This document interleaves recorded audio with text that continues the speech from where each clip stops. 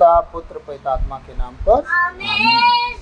सर्वशक्तिमान महान परमेश्वर पिता, हम आपको धन्यवाद देते हैं, राजाओं के राजा प्रभुओं के प्रभु प्रभु यीशु मसीह पिछली रात के लिए, आज के दिन के लिए, साम्राज्य के लिए पिता हम धन्यवाद देते हैं कि आपने अब तक हमें जीवित, सुरक्षित और अचानक मरण से बचाया। हर अप्रिय घटना से, हर दुर्घटना से, हर एक्सीडेंट महामारी से बचाया, उसके लिए धन्यवाद पिता। आज तक जो भी हमसे मन वचन कर्म से अपना कर्तव्य पूरा ना करने जो हमसे पाप गुनाह हुआ हो, उसके लिए हमें क्षमा कीजिए, दया कीजिए, कृपा कीजिए, हमें दंड ना दीजिए, हमारे कर्ज गुनाह अपराध क्षमा कीजिए, ताकि हम आपके कहे अनुसार जीवन जिए, पाप गुनाह से दूर रहें, पवित्रताई और खराई में चल सके, शिव बनाइए इस घर को, अपने आप को, अपने छोटे से परिवार पर जितने ऑनलाइन में परमेश्वर आज का वचन सुनने वाले, उन सबको प्रभु आपके बलवंत हाथों देता अपने लहू में छुपाइए। कोई भी दुष्ट युक्तियाँ, दुष्ट बातें, दुष्ट अकड़ उनके जीवन, शरीर, प्राण, आत्मा में काम ना करने पाए। पवित्रताई खराई उनके जीवन का हिस्सा हो, नम्रता और दीनता में सदा बने रहें, और जितने प्रभु वचन को सुनते हैं उसके अनुसार चलते उन्हें 100 गुना तो आशीषों से भरना परमेश्वर। फिर जब भजन और गीत को गाएं हमारे जीवन से तो जो महिमा मिले पिता, सारी बातों को आपके चरणों में रखते हुए प्रार्थना विनती यीशु के नाम पर भक्त आपसे हम मांगते हैं, सुनिए और दया से ग्रहण कीजिए, आमीन। ए पाके रूह मुझे जीना सिखा, ए पाके रूह मुझे जीना सिखा।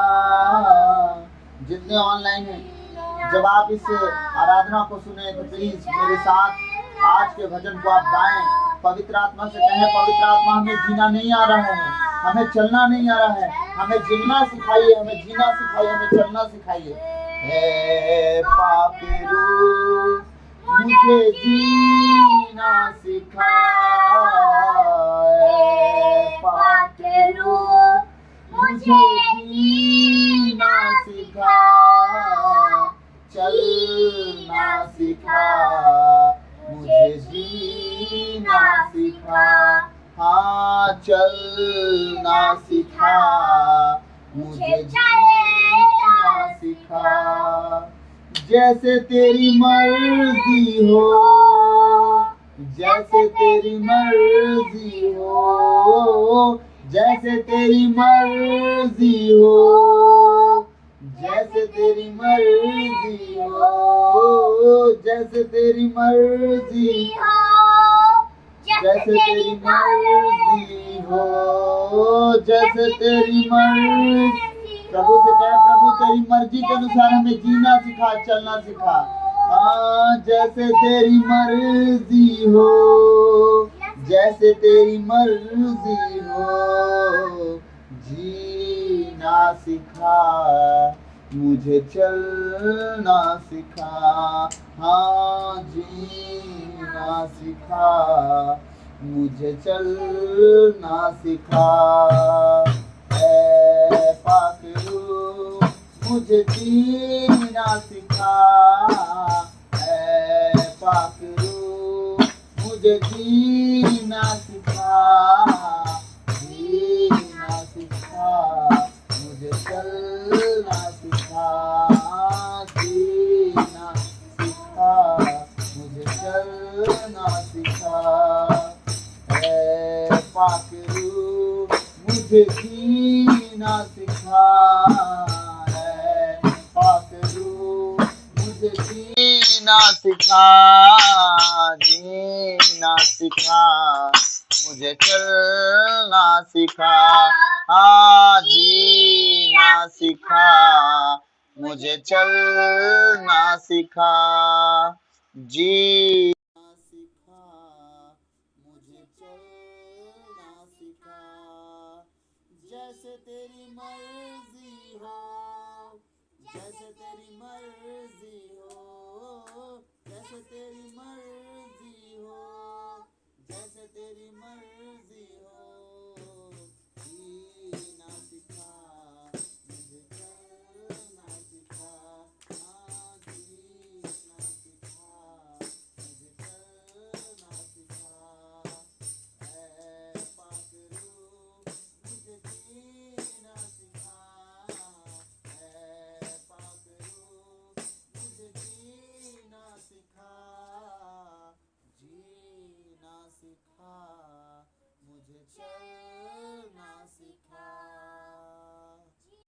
अपना मसा दे दे मुझे, मैं तेरी तारीफ करूं। अपना मसा दे दे मुझे, मैं तेरी तारीफ करूं। ऐ पाक रूह तेरे कामों से मैं तेरी तारीफ करूं। ऐ पाक रूह तेरे कामों से मैं तेरी तारीफ करूं। मैं तेरी तारीफ करूं। मैं तेरी तारीफ करूं। मैं तेरी तारीफ करूं। मैं तेरी तारीफ करूं। ऐ पाक रूह मुझे जीना सिखा। ऐ पाक रूह मुझे जीना सिखा। जीना सिखा। मुझे चलना सिखा। हाँ जीना सिखा। मुझे चलना सिखा। कमजोर हूँ मैं तेरे बिन, अपनी कुव्वत दे दे मुझे। कमजोर हूँ मैं तेरे बिन, अपनी कुव्वत दे दे। हाथों को उठाते हुए प्रभु से कहे, प्रभु तेरे बिना हमारा जीना मुश्किल है खुदा, हम तेरे बिना कुछ भी नहीं है यीशु। कमजोर हूँ मैं तेरे बिन, अपनी कुव्वत दे दे मुझे। कमजोर हूँ मैं तेरे बिन, अपनी कुव्वत दे दे मुझे। कुछ भी नहीं मैं तेरे बिन, अपनी कुव्वत दे दे मुझे। कुछ भी नहीं मैं तेरे बिन, अपनी कुव्वत दे दे मुझे। अपनी कुव्वत दे दे मुझे। अपनी कुव्वत दे दे मुझे। अपनी कुव्वत दे दे मुझे। अपनी कुव्वत दे दे मुझे। ऐ पाक रूह मुझे जीना सिखा। ऐ पाक रूह मुझे जीना सिखा। जीना सिखा। मुझे चलना सिखा। हाँ जीना सिखा। मुझे चलना सिखा। ऐसे तेरी मर्जी हो, ऐसे तेरी मर्जी हो। ऐसे तेरी मर्जी हो, ऐसे तेरी मर्जी हो। जीना सिखा। मुझे चलना सिखा। हाँ जीना सिखा। मुझे चलना सिखा।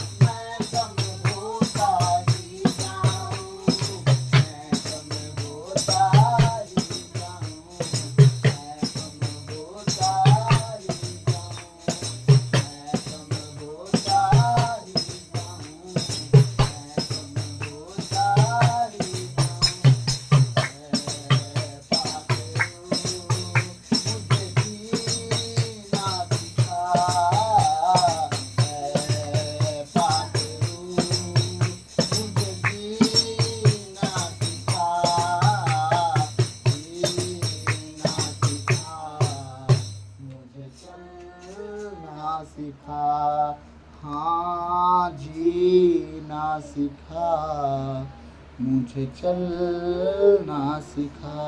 बोले यीशु मसीह की जय। हालेलुया। आइए हम प्रभु के वचन में जाएंगे। हम निकालेंगे होशिया का ग्रंथ अध्याय 7 और पद संख्या 1 और 2, 10 से 13 आज का हम वचन देखेंगे। प्रभु का वचन कहता है, अब मैं अपनी प्रजा की सुख समृद्धि पुनः स्थापित करना चाहता हूँ। परमेश्वर चाह रहा है अपने लोगों का सुख समृद्धि, उनकी भरपूरी, उनकी कमी घटी को दूर करके, उनके जीवन की चिंताओं को दूर करके उन्हें सुख देने के लिए। अब वो चाहता है उनकी गरीबी को दूर करके उन्हें स्वतंत्र करने के लिए। अब वो चाहता है बीमारियों से आज़ाद करके परिपूर्ण करने के लिए। अब वो चाहता है इजराइलियों का दुख दूर करके उन्हें आनंद देने के लिए। वो चाहता है, ऐसा नहीं कि वो नहीं चाहता, वो चाहता है। अब डिपेंड करता है कि आप अपने प्रभु से क्या करवाना चाहते हैं। वो आपको सुख देना चाहता है, समृद्धि देना चाहता है। सुख का मतलब किसी बात के दुख नहीं, चिंता नहीं। समृद्धि का मतलब हर चीज की भरपूरी। एक व्यक्ति गरीबी में भी सुखी रहता है, उनके पास कुछ नहीं फिर भी वो आनंदित है। एक व्यक्ति वो होता है जिसके पास आनंद की भरपूरी के साथ धन दौलत भी होता है। प्रभु कह रहे हैं, अब मैं अपनी प्रजा की सुख समृद्धि पुनः स्थापित करना चाहता हूँ। अपनी प्रजा की सुख समृद्धि पुनः स्थापित। अगर अब तक तुम लोग बिगड़े बिखरे हो तो प्रभु कह रहा है कि अब पुनः दोबारा स्थापित करना चाहता हूँ और इजराइल को चंगा करूंगा। मतलब अगर तुम किसी रीति से बीमार हो, दुखी हो, तकलीफ में हो, कुछ भी परिस्थिति में हो, तो वो तुम्हें चंगा करना चाह रहा है। कह रहा है मैं चंगा करूंगा। तब मैं एफ्राइम के भ्रष्टाचार का और सामारिया के दुराचार का पर्दाफाश करूंगा।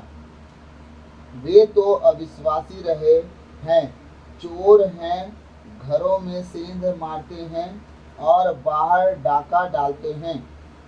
हाँ, किसको किसको बोल रहा है वो? एफ्राइम को और सामारिया को। उन लोग के विषय में गुस्सा कर रहा है परमेश्वर कि वो चोर हैं, घर में घुसते हैं, डाका डालते हैं, ठीक है, सेंध लगाते हैं। वे इस पर ध्यान तक नहीं देते कि मैं उनके सब दुष्कर्मों का स्मरण करता हूँ। प्रभु कहना है कि वो लोग इस बात का भी ध्यान नहीं करते को जो कर रहे हैं। एक एक चीज का मैं हिसाब ले रहा हूँ, एक एक चीज का, उनके सारे कार्यों का, उनके मन के विचारों का, वो जो जो सोचते हैं, जो जो षड्यंत्र रचते हैं, जो जो करते हैं, उन एक एक चीजों का मैं लेखा ले रहा हूँ। अगर परमेश्वर की नज़र में आप गलत हो, चोर डाकू की तरह जीवन जी रहे हो और आप सोचते हो कि आपको कोई नहीं देख रहा है, आपके विचार सही नहीं चल रहे हैं, आप सोचते हो कि सब ठीक है, परमेश्वर का वचन कह रहा है कि मैं सबको एक एक को आराम से बैठ के ध्यान से देख रहा हूँ। वे इस पर ध्यान तक नहीं देते कि मैं उनके सब दुष्कर्मों को स्मरण करता हूँ। अब वे अपने ही अपराधों से घिरे हुए हैं। परमेश्वर का वचन कह रहा है जितने हैं ना अपनी मर्जी से जीने वाले, ये अपनी मर्जी चलाते चलाते चलाते चलाते अपने अपराधों में घिर गए। इनकी मर्जी इन्हें खाते जा रही है। अब वे अपने ही अपराधों से घिरे हुए और मेरी आंखों का कांटा बन गए हैं। परमेश्वर के आंखों का कांटा जब आप बनेंगे तो परमेश्वर क्या करेगा? जिस दिन निकाल के फेंकेगा, पहले अभी तक वो ये बोलता रहा कि तुम मेरी आंख की पुतली हो, तुम्हारा चेहरा मैं अपने हाथों पे गोद के रखा हूँ। और जिस दिन वो कांटा, अगर वही आंख की पुतली अगर कांटा बन जाए और निकाल के फेंकेगा तो कहाँ टिकेंगे? आप सोच के देखिए, जिंदगी क्या हो जाएगी। परमेश्वर का वचन क्या कह रहा है? कह रहा है प्रभु का वचन, और अब वे अपने ही अपराधों से घिरे हुए हैं और मेरी आंखों का कांटा बन गए हैं। परमेश्वर की आंखों का कांटा जो जाति बन जाएगी, सोच के देखिए उसका क्या हाल होगा। इजराइलियों को तो परमेश्वर आशीष दे रहा है, हाँ, उन्हें ब्लेस कर रहा है, उन्हें सुख समृद्धि स्थापित कर दे रहा है, उन्हें परमानेंट के लिए दे रहा है। लेकिन जो अविश्वासी दुराचारी काम कर रहे हैं, चाहे वो कोई हो, यहाँ सिर्फ एफ्राइम की बात नहीं हो रही है, यहाँ सिर्फ समारिया की बात नहीं हो रही, जो इजरायली भी इस पर भ्रष्ट जाति टाइप से काम कर रहा है, जो प्रभु को जान के फिर वापस अपने जीवन में घुस जा रहा है, उन जीवन को जिन्होंने उनके बाप दादा ने किसी तरह से छोड़ के प्रभु के रास्ते पे आपको लाया, उन मूर्ति पूजाओं से, उन व्यभिचारों से, उन नशाओं से आपको निकाल के बाहर लाए, प्रभु का रास्ता दिखाए, वचन पढ़ाए, सुनाए। आप जब वापस उन लुचपनों में जा रहे हैं, आप बस वापस उसी ईर्ष्या, जलन, क्रोध, डाह, लीला, क्रीड़ा, व्यभिचार, नशा, पान में वापस जा रहे हो, याद रखना परमेश्वर के लिए आप कांटा बन गए हो, उसकी आंखों में आप चुभ रहे हो, क्योंकि आपके स्वभाव, आपके स्वरूप को दुनिया देख के प्रभु के करीब आती, लेकिन आप अपने स्वभाव और स्वरूप को बदल नहीं पा रहे। हालेलुया। आगे होशिया का ग्रंथ अध्याय 7 पद संख्या 1 और 2 और 10 से 13, पेज नंबर है 1378, 10 से 13 में पढ़ूंगा। इज़राइल का घमंड उसी के अपने मुंह पर कालिख लगा रहा है। कौन? इज़राइल का घमंड। अब देखिए यहाँ कौन थे? एफ्राइम और सामरिये लोग। यहाँ इज़राइल भी अब फंस रहा उस लपेटे में, दूसरे का देखा देखी चल रहे हैं, उनके बीच में रह रह के उन्हीं की तरह आचरण, उन्हीं की तरह स्वभाव, उन्हीं की तरह काम, व्यभिचार, मूर्ति पूजा, ईर्ष्या, जलन, गाली गलौज, बुरा भला करना। कुछ लोग तो ऐसे भी हैं जो ओझा सोखा के पास जाके कहते हैं कि फलाने के ऊपर कुछ कर दो। आजकल तो ज़्यादा यही चल रहा है, हमारे लिए कुछ किया गया है क्या, हमारे घर में कुछ हो गया है क्या। ये सब बातें हमारे ईसाइयों के घर में आ गई हैं। अब वचन पढ़ते हैं याकूब के घर पे कोई तंत्र मंत्र जादू टोना नहीं चलेगा, लेकिन आज के ईसाइयों पर चलेगा। क्यों चलेगा? जैसा तुम विश्वास करोगे, जैसा तुम सोचोगे, जैसा तुम बोलोगे, सब तुम्हारे लिए होता जाएगा। हालेलुया। इज़राइल का घमंड उसी के अपने मुख पर कालिख लगा रहा है, यह होते हुए भी वे न अपने प्रभु ईश्वर की ओर उन्मुख होते, न ही उसे ढूंढते हैं। अब यहाँ परमेश्वर कह रहा है कि इजरायलियों की जिंदगी तबाह होते जा रहे हैं, कालिख पोतते जा रहे हैं, अपने ही मुंह पे कलंक लगाते जा रहे हैं, अपने गुनाहों के कारण, पाप के कारण, व्यभिचार के कारण। हाँ, लेकिन ये खुदा की ओर नहीं फिरना चाहते, बाकी सब कर्म करवा लेंगे, बस परमेश्वर की ओर लौटना नहीं चाहते। इज़राइल का घमंड उसी के अपने मुख का कालिख अपने मुख पर कालिख लगा रहा है, उस खुद अपने आप पर। ठीक है, किसी को बदनामी करने की जरूरत नहीं पड़ रही, ना आपको, ना आपके बच्चों की, किसी की, वो आप अपने आप करवा दे रहे हो। यह होते हुए भी वे न अपने प्रभु ईश्वर की ओर उन्मुख होते, न उसे ढूंढते हैं। ना आज परमेश्वर की ओर कोई इजरायली लौटना चाहता है, ना उसे ढूंढना चाहता है। पाप कर रहे हैं, उनसे गलतियां हो रही हैं, चल रहे हैं। उनका कहना है हो गया, उतार चढ़ाव तो जिंदगी में लगा ही रहता है। ये उतार चढ़ाव जिंदगी में लगा रहता है बोल के अपने आप को फंसा के रखे हैं, आज तक उससे बाहर निकल नहीं पाए, बस चल रहे हैं। घर तबाह हो गया फिर भी चल रहे हैं, परिवार तबाह हो गया फिर भी चलेगा, बच्चे तबाह हो रहे हैं फिर भी चलेगा, चल ही रहा है, कुछ रुक नहीं रहा, चल रहा है। हाँ, ये चल रहा के चक्कर में आज तक बच नहीं पाए और अभी तक आशा कर रहे हैं कि प्रभु सब ठीक कर देगा। अब तो प्रभु पे भी आशा इजरायलियों को खत्म हो गया है, अपना हिसाब किताब खुद उठा लेते हैं। एफ्राइम नादान और नासमझ कबूतर है। एफ्राइम क्या है? नादान और नासमझ कबूतर। वे मिस्र की सहायता मांगते और असूर की शरण दौड़ते हैं। परमेश्वर का कहना है कि जहां से मैंने तुम्हें निकाल के ले आया है वहां तुम वापस नहीं जाना। लेकिन ये कह रहा है कि नासमझ नादान कबूतर की तरह है, जहां मैं मना करता हूं इन्हें जाने के लिए वहीं जानते हैं, वहीं शरण लेते हैं, वहीं मदद लेते हैं जहां से मैं उन्हें निकाला हूं, जहां से उन्हें कष्ट हुआ है, इतनी गुलामी की है, इतना तकलीफ सहे, लेकिन फिर भी वही कूद कूद के जाते हैं। अब परमेश्वर कह रहे हैं एफ्राइम को क्या करूं। एफ्राइम नादान और नासमझ कबूतर है, वे मिस्र की सहायता मांगते और असूर की शरण दौड़ते हैं। जब वे वहां जाएंगे तो मैं उन पर जाल फेंक कर उन्हें पक्षियों की तरह गिरा दूंगा। प्रभु का वचन कह रहा है जब मिस्र में ये लोग लौटेंगे तो मैं जाल फेंक कर जिस तरह पक्षी को गिराया जाता है इन्हें भी गिरा दूंगा। इसका मतलब आपके जीवन का मिस्र क्या है? क्या आज आप मिस्र देश जाएंगे? नहीं, आपके जीवन का मिस्र वो है जिस तरह इजरायलियों का मिस्र था कि जहां से वो निकले उसका खाना पीना रहना मनमानी जीना पाप में रहना मूर्ति पूजा में रहना व्यभिचार में रहना और छोड़ नहीं रहे थे।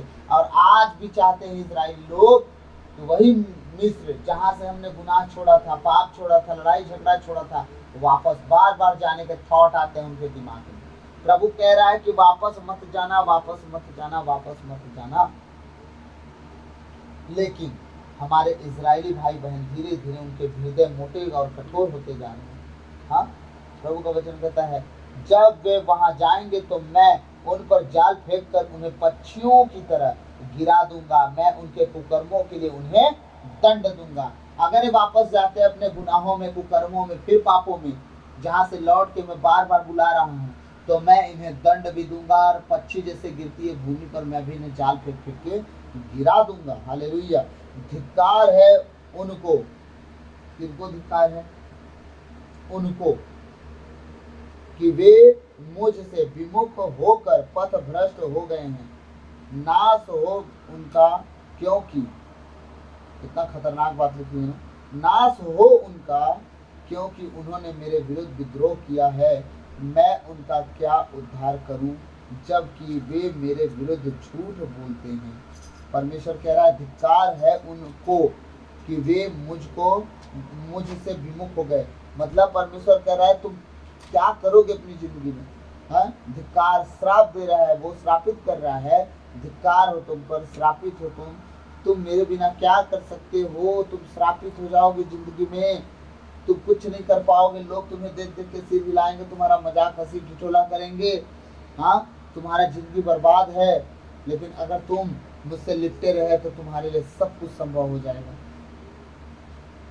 धिक्कार है उनको कि वे मुझसे विमुख होकर पथ भ्रष्ट हो गए हैं, रास्ता भटक गए हैं, प्रभु का रास्ता छोड़ के गैर रास्तों में चल रहे हैं। हाँ, नाश हो उनका क्योंकि उन्होंने मेरे विरुद्ध विद्रोह किया है। क्या दिया प्रभु ने हमें आज तक? पढ़े हैं तो नौकरी मिला है, हाँ, काम कर रहे हैं तब पैसा आ रहा है, मेहनत कर रहे हैं तब खाना खा रहे हैं। प्रभु ने क्या दिया? विद्रोही बन गए आप। प्रभु अगर सांस छीन ले तो क्या कमाओगे और क्या खाओगे? परमेश्वर के विरुद्ध गुनगुनाना बंद करें क्योंकि हमारा कुछ बचेगा नहीं, हमारा नाश ही दिखेगा। यहाँ लिख रहा है परमेश्वर नाश हो उनका क्योंकि उन्होंने मेरे विरुद्ध विद्रोह किया।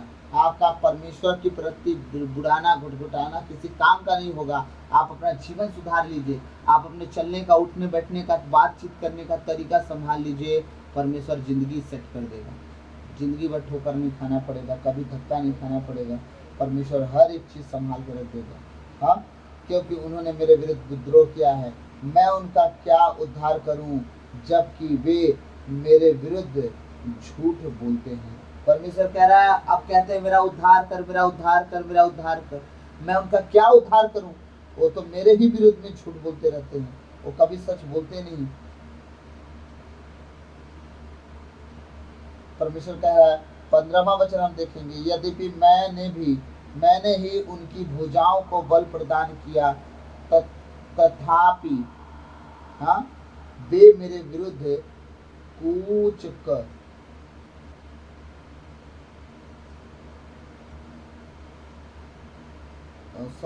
थोड़ा सा मेरा वचन में लिखा हुआ डिस्टर्ब है।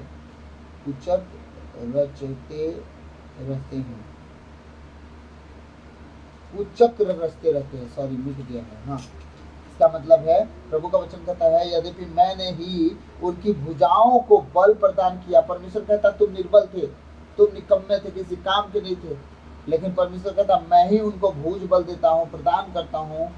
अथापि वे मेरे विरुद्ध कुचक्र रचते रहते हैं। परमेश्वर कह रहा है कि ऐसी ऐसी बात रचते हैं जिनको कभी नहीं करना चाहिए। अब वो कैसे रचते हैं ईसाई लोग, परमेश्वर कहता है ये मत करो, वही करते हैं। परमेश्वर कहता है बुरी संगति मत करो, करते हैं। परमेश्वर कहता है नशा मत करो, व्यभिचार ना करो, करते हैं।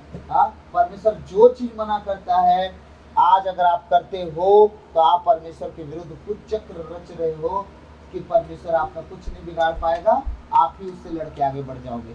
मैं आप सबसे विनती करता हूँ, अनुरोध करता हूँ, हाथ पैर जोड़ के बोलता हूँ, मेरे माता पिता भाई बहन, मैं आप सबसे विनती करता हूँ, परमेश्वर का मार्ग सीधा है, उस सीधे रास्ते को आप पकड़ लो। आप परमेश्वर के रास्ते पे सीधे सीधे चलो, ना दाएं ना बाएं मुड़ो, ना ऊपर नीचे देखो, आप सीधे उसके वचन को पढ़ो, उसके अनुसार सीधे चलते जाओ। परमेश्वर आपको स्वर्ग राज से वंचित नहीं करेगा। याद रखिएगा, परमेश्वर सदा आपके साथ रहेगा और वो आपके जीवन में बड़े बड़े कामों को करके दिखाएगा। लेकिन एक शर्त है परमेश्वर का कि आप उसके कहे अनुसार जीवन जियो, ताकि वो आपके जीवन की हर एक परिस्थिति को बदल के रख दे और आपको ऊंचा उठा सके। आपके जीवन का हर एक कीमती समय परमेश्वर के समय रखिए, में उसके सामने में रखिए, आपका जीवन बहुत बहुमूल्य हो जाएगा परमेश्वर की नज़र में, और वो अच्छी सेहत लंबी आयु से बहुत समय तक जीवित रखेगा ताकि आप उसका काम करते रहें। आमीन। तो आप सबसे निरोध है कि जिस तरह इजरायली गलती किए, मैं ऑनलाइन एक एक जन से, मैं अपने आप से भी, अपने परिवार से भी बात कर रहा हूँ, जिस तरह परमेश्वर अपने हर एक व्यक्ति के मन विचारों को बदल के अच्छी अच्छी परिस्थितियों में खड़ा कर दिया है, लेकिन कोई सुधरना नहीं चाहता। मैं प्रार्थना करता हूँ यीशु मसीह के नाम से आप सबके लिए कि अब से आप इजरायलियों की तरह ढीठ हठ धर्मी ना बने, बाइबिल को पढ़ें, ज़्यादा से ज़्यादा बाइबिल को पढ़ें, और बाइबिल पढ़ने के बाद बाइबिल के अनुसार चलें, ताकि परमेश्वर आपके जीवन को बहुत आयत से ब्लेस करें। आमीन। तो प्रभु आज के इन वचनों के द्वारा आपको और हम सबको आशीष दे। आमीन। धन्यवाद धन्यवाद धन्यवाद प्रार्थना प्रभु यीशु मसीह, हम आपकी स्तुति आराधना महिमा प्रशंसा बढ़ाई करते तथा आपके जयकार करते प्रभु। आपका धन्यवाद धन्यवाद धन्यवाद अपने राजाओं के राजा प्रभु के प्रभु यीशु मसीह, उसी रात के आज के दिन के लिए सामरात के लिए धन्यवाद कि आपने अपने संभाला बचाया प्रभु। हमारे घर में आने को संभाला बचाया, जीवित सुरक्षित रखा कर रखने मुझको से बचाए पिता। मैं प्रार्थना करता हूँ ऑनलाइन जितने हैं सबके लिए, विशेषकर अंबिकापुर के परिवारों के लिए, सकाले के परिवार के लिए प्रभु मैं प्रार्थना करता हूँ। परमेश्वर भाईपारा के परिवार के लिए प्रार्थना करता हूँ। जलिया के परिवार के लिए, विशेषकर अनमोल के लिए मैं प्रार्थना करता हूँ। प्रभु हिरण्यवती के परिवार के लिए, सुमन के परिवार के लिए, के परिवार के लिए मैं प्रार्थना करता हूँ। खुदावन कार्य बहन के लिए, सुचिता बहन के लिए मैं प्रार्थना करता हूँ। खुदावन और सचिन भैया के लिए मैं प्रार्थना करता हूँ। भैया के एक भाई बहनों के लिए जो परमेश्वर के लिए मैं प्रार्थना करता हूँ। प्रभु अपनी इस बहन के लिए जो गुप्त रीति से तेरे पीछे चल के आशीष पा रही है, प्रभु मैं प्रार्थना करता हूँ उसको अपने बच्चों का मन फिराता प्रभु। मैं प्रार्थना करता हूँ हर उस व्यक्ति के लिए, तो परमेश्वर तेरे प्रार्थना के तेरी हर एक आशीष के खुशी है परमेश्वर की स्थिति में मैं प्रार्थना करता हूँ। परमेश्वर हर उस बात के लिए परमेश्वर जो आप चाहते हो लोग करें, उनका जीवन, उनका मन, परिवार विचय विचित्र जो होते रहता है, विचलित होते रहता है, सब बदलता है। मैं प्रार्थना करता हूँ कि सिस्टर लोग के लिए परमेश्वर अच्छी से जल्दी आए देना चाहता हूँ, तो तेरे पीछे सदा चलते आई हैं और आगे भी मजबूती से चलते हैं। विशेषकर मैं तेरे प्रार्थना करता हूँ कि हर एक परिस्थिति को हर एक कम्युनिटी को मिलना से पूरा करना, हर अच्छी से लंबी आयु के साथ में दल देना, बखूबी निभा सकते हैं। घबराने को अपने विश्वास करते हुए अपने लोगों ने छुपाई हुई करने के बदले में क्या आकर्षक आग करें पिता के विकल्प आत्मा के ज्ञान से वो राज